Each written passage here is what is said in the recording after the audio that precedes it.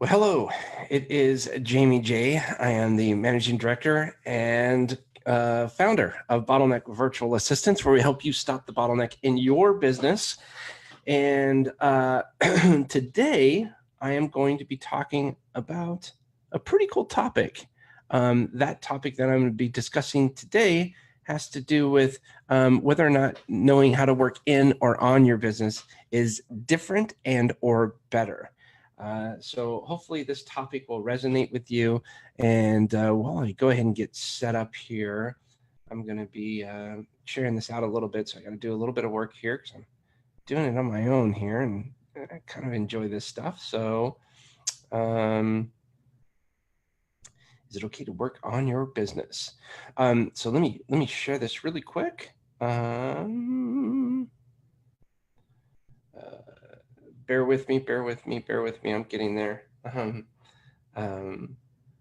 me see. I'm going to share this out here. If you have any questions at any time, please let me know, because I'd love to answer them while we're going, and I'll try my best to answer them as we move along here. So let me share this out.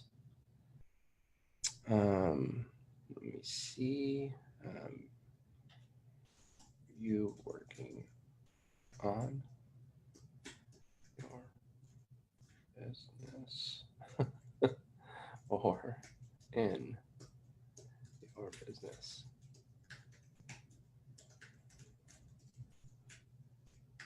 Okay. And we are good. So let me jump into this full-fledged now. Again, my name is Jamie J with Bottleneck Virtual Assistants. I'm trying to come to you every Thursday morning, right around the 9:30 a.m. Central time frame with updates, and to share with you some really cool tips and strategies for improving the way that you do business, brought to you by the one and only Bottleneck Virtual Assistants, where we help you stop the bottleneck in your business. So yes, the topic for today is working on your business as opposed to in your business, and I want to go over this and kind of give you some insight into this, because there's a lot of business gurus and people out there that say, don't work in your business, work on your business. And while that is true to a certain extent, I really caution a lot of you about taking on this mentality. I understand, and I think it's great that you look up to somebody or have a mentor, but they are not you, and likewise, you are not them. So what may work for them may not work for you. And this is a fundamental shift I think a lot of us as entrepreneurs and business leaders and team leaders need to clearly understand.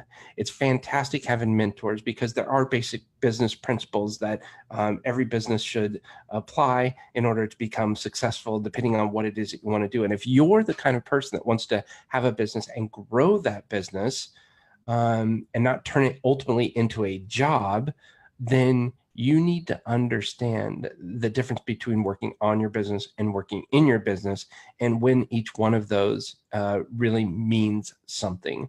So let me go in. Now, this is my opinion. Again, my opinion. What works for me may not work for you, and it may not, other people may not agree with me. This is what I feel and I think. So take this for what it's worth. And if you feel that this is helpful, fantastic.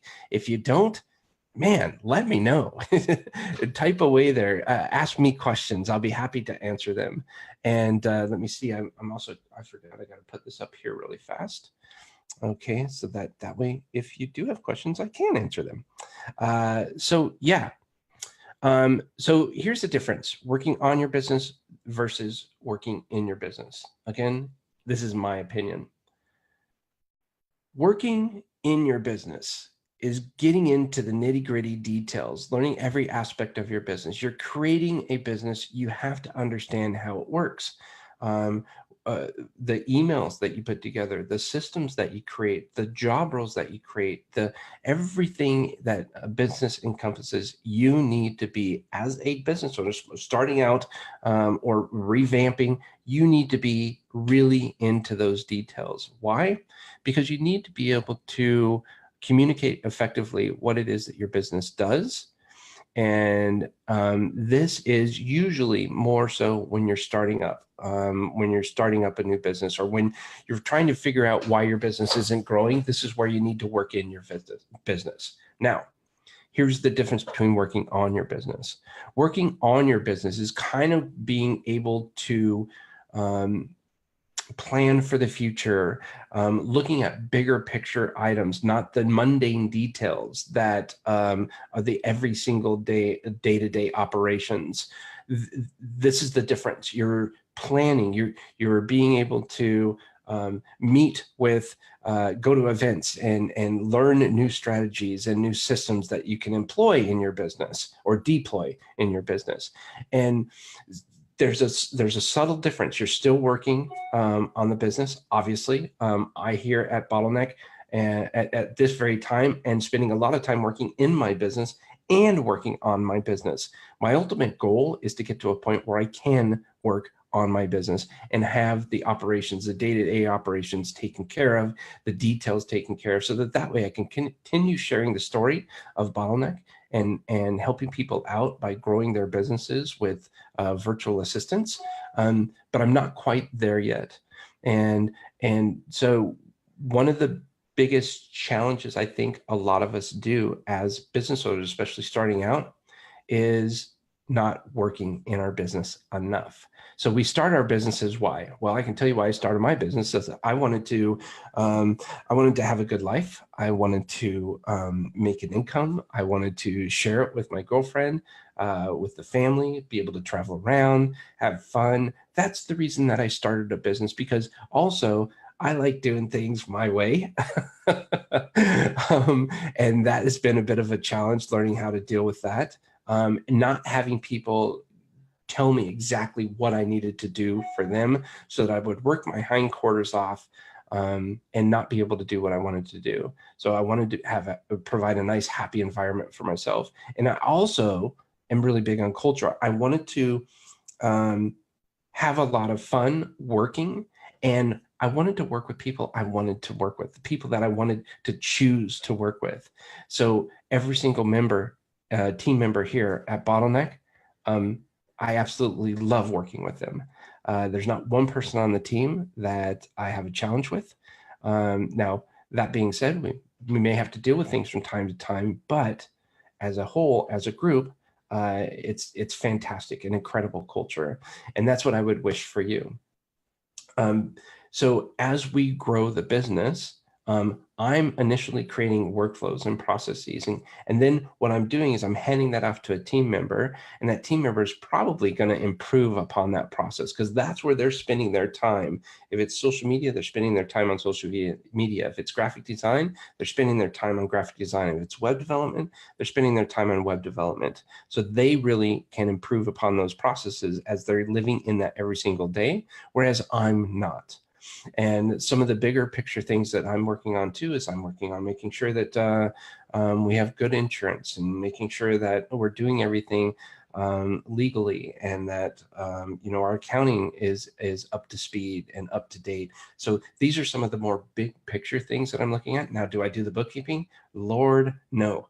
I'm definitely afraid of doing that stuff, and it makes my brain hurt just thinking about numbers and stuff. But what I have been able to do is find a virtual CFO, and highly recommend. You definitely need to go check out Kurt Stowers if you are having challenges with your bookkeeping. He is simply amazing, and he's made it to where I can click on 3 different buttons in my QuickBooks and see exactly the health of our company. It is a game changer. It is super awesome. But again, this is me working on the business at this point, not working in it. But I will say that you need to invest the time upfront to work in your business, to create and discover these processes, these systems, these workflows, in order to be able to work on your business. And don't be afraid of diving back in. I know one of the hardest challenges that I've had is growing the company, having assistants and relying on them, and being afraid to jump back in at times. Well, there are certain ways to identify challenges to where okay, is this something that I need to be doing right now? Is this something that needs my attention right now? And there's a tight line between jumping back in to working in your business and becoming micromanager. I don't like micromanaging, never have. And so one of the biggest things that I like to do is work on job roles and responsibilities. And actually, we're going through this right now in the company. And I'm meeting with every single team member, and we're going through their job roles and responsibilities. I'm getting feedback on what it is that they're doing. And what's nice about this is it gives me an idea of what they do. It lets us know, it sets our expectations for one another. And I know as long as they're staying within the boundaries of their job roles and responsibilities, I don't really have to micromanage them. Now, should they step out of that or something happens, maybe in some cases, one of the team members may ask for assistance from another team member, and that's outside of her scope, her job role. Is that a problem? Not necessarily, but it's something that we don't want to get in the habit of doing. So we need to be cognizant of that. So again, this is that tight line between working in your business and micromanaging. And as long as you empower the people that are working with you to do the best as they can within the boundaries, then I think you're going to be in a really good position. So what does all of this say? Please give me any questions, reach out to me. I'd love to talk to you.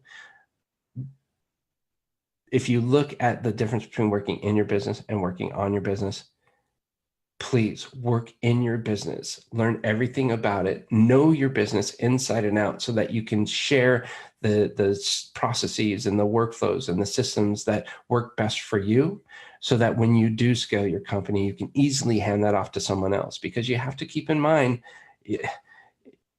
we have all these thoughts in our heads, and for some reason, it comes to us easily, right? The challenge with that is sharing that with others so that they can live up to our expectations, right? And if we don't do that, if we don't work in our business and create these systems and workflows and processes, how in the heck are we going to be able to share that with others on our team and let them excel in their own way? So I encourage you to go to bottleneck.online, look at more about what we're doing here at the company, and we're having a blast growing, having a lot of fun. And if you would like to talk with me about seeing what you can do about scaling your company and hiring a virtual assistant, you can go to bottleneck.online/inquiry and be happy to answer any questions that you have. You just book a time there. It's either going to be myself or Anthony Oliver. It's just been a godsend to us and been helping us out lately. Thank you so much for that. And to the team, thank you, big thank you. Without any further ado, I'll let you go on about your day. Ask away, let me know, info@bottleneck.online. Again, my name is Jamie J. I am the managing director and founder of Bottleneck Virtual Assistants, where we help stop the bottleneck in your business. I hope you all have a great day. Thanks so much for checking in on Facebook Live this fine Thursday morning. Have a great weekend. Bye for now.